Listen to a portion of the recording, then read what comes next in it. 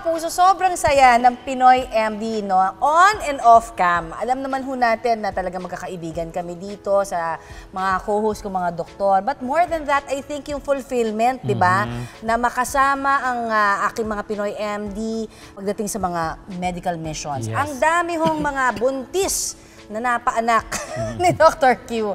In fact, sa mga medical missions, ikaw talaga ang pinipilahan pagdating sa healthcare, di ba? Prenatal. Kwento mo naman kami, ano yung mga naaalala mo pagdating doon sa mga medical? Alam mo, Connie, sa dami na nating mga medical missions, di ba? Umpisa pa noong kasagsagan pa lang ng ating Pinoy MD, pag umpisa pa lang natin, may mga medical missions na tayo. Pero the latest one that we had was, I think last year, na kung saan mga 100-something din ng mga tining ng mga buntis doon. Nakita ko na sa mukha nila na happy sila kasi parang ngayon lang sila nakatikim ng ganyang serbisyo medical. No, ibig sabihin noon, marami pa rin tayong mga kababayan na nangangailangan talaga ng serbisyo ng mga doktor, no?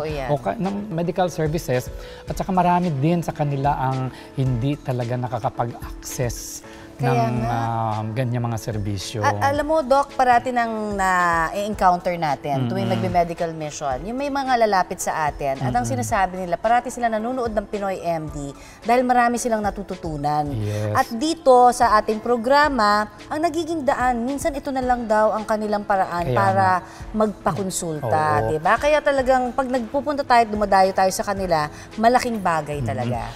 At ito talaga, Connie, masasabi ko na life-changing kasi kahit papaano ay nabigyan natin sila ng mga bagong impormasyon tungkol sa mga iba't ibang sakit ng katawan natin. At saka hindi lang yan, nabago din natin yung kanilang mga attitudes and behaviors towards a particular problem. Masaya tayo kasi hindi ho lang ito show o programa para sa amin. Ito ho ay isang vocation, ito ho ay isang advokasya para sa lahat ng mga bumubuo ng Team Pinoy MD.